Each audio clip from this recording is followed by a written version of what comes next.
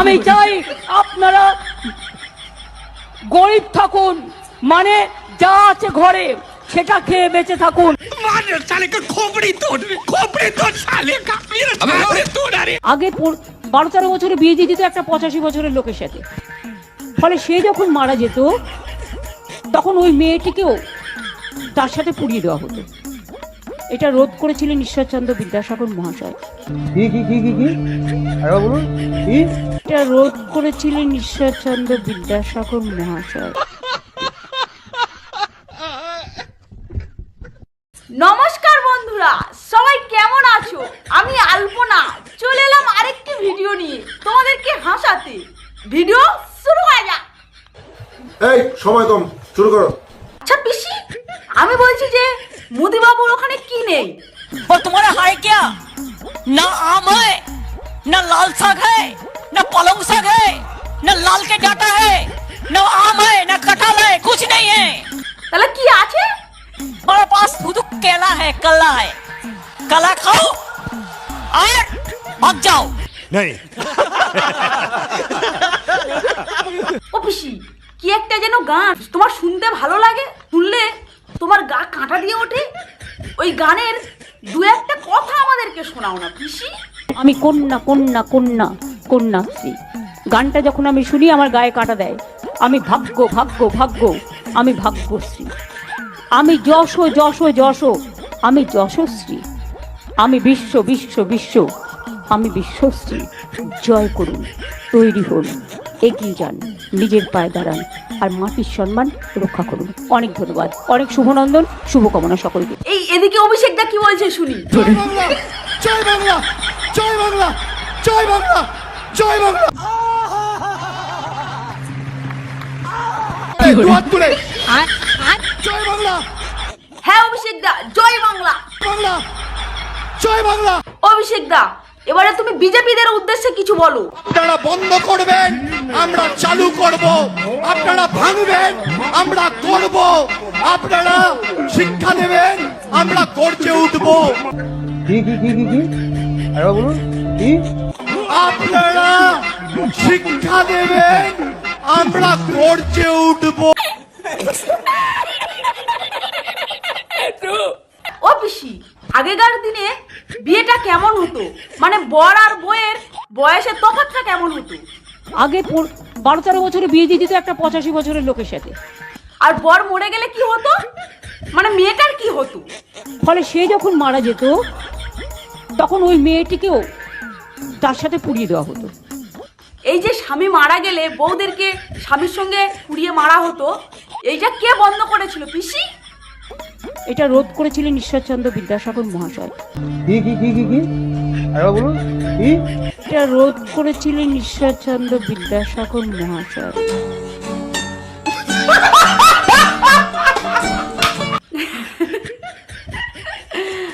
ঈশ্বরচন্দ্র বিদ্যাসাগর? কি বলো পিসি? আমি তো জানি রাজা রামমোহন রায় আর হচ্ছে কি লর্ড উইলিয়াম বেন্টিং। আমি তো এটাই জানি যে ওরা দুজনে মিলে আইনত ভাবে এটা বন্ধ করেছিল। বসুন তো, বসুন, আপনারা সব জায়গায় গিয়ে এরকম করেন, বসুন। অভিষেক ছাড়ো, একটা বাচ্চা যখন ভূমিষ্ঠ হয় তখন তার ক কেজির ওজন থাকে? মানে চিলড্রেন ডেথ, শিশু মৃত্যু, কখনো কখনো মনে রাখবেন একটা বাচ্চার 1500 কিলোগ্রাম মিনিমাম হওয়া উচিত। কখনো কখনো মনে রাখবেন একটা বাচ্চার 1500 কিলোগ্রাম মিনিমাম হওয়া উচিত। तेरा बाप यहाँ छोड़कर गया था कि तेरी माँ?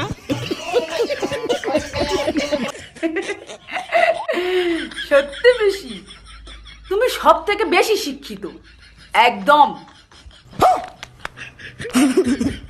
ও দাদা, শোনো শোনো শোনো শোনো, বলছি যে ভবিষ্যতে আমাদের মুখ্যমন্ত্রীকে তুমি কি প্রধানমন্ত্রী হিসাবে দেখতে চাও? মমতা ব্যানার্জি কলকাতার রাজপথে পাগলি হয়ে ঘুরে বেড়াচ্ছে, এটা আমি দেখতে চাই।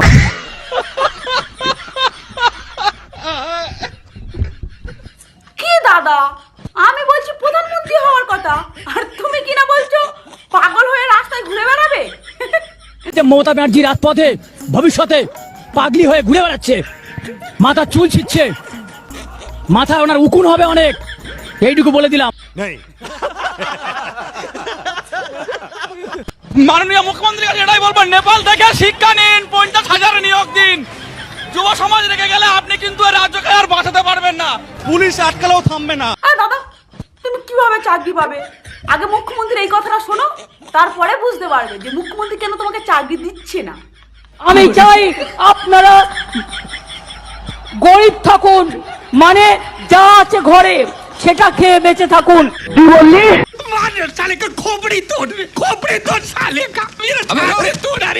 আমি চাই আপনারা গরিব থাকুন, মানে যা আছে ঘরে সেটা খেয়ে বেঁচে থাকুন।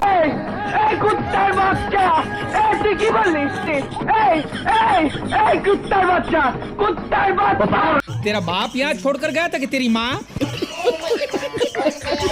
আরে এ কি শুনছি? চাল চুরি, ডাল চুরি, শিক্ষা চুরি, চাকরি চুরি, গরু চুরি, এ কি এবার দেখছি বউ পর্যন্ত চুরি হয়ে যাচ্ছে। রাজ্যের শাসক দল তৃণমূলের বিরুদ্ধে একাধিক রকমের চুরির অভিযোগ উঠেছে, এই যেমন খুব সম্প্রতি চাকরি চুরি, কিন্তু এবার তো অভিযোগ ভয়ঙ্কর হয়ে যাচ্ছে। এবার তো অন্যের বউ চুরির অভিযোগ এক তৃণমূল নেতার বিরুদ্ধে।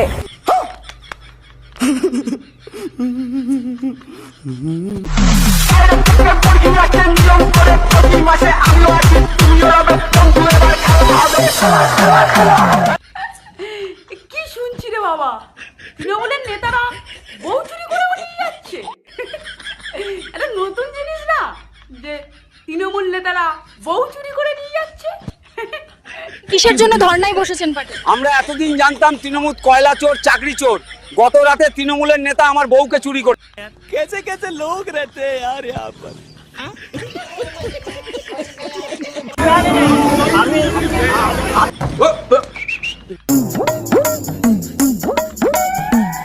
এক সেকেন্ড, কেমন যেন একটু লাগলো, মনে হচ্ছে আমাদের মুখ্যমন্ত্রী ওনাকে পার দিকে যেন ঠেলে দিল প্রণাম করার জন্য।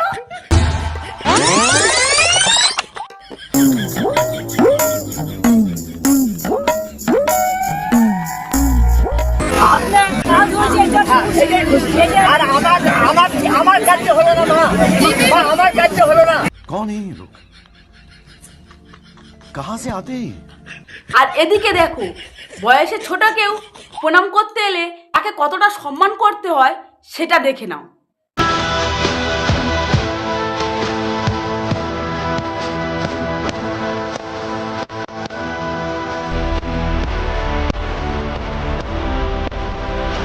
এদিকে বয়সে বড় কেউ প্রণাম করতে এলে হাতটা ধরে পার দিকে ঠেলে দেওয়া হচ্ছে, আর এদিকে বয়সে ছোট কেউ প্রণাম করতে এলে তাকে প্রণাম করছে।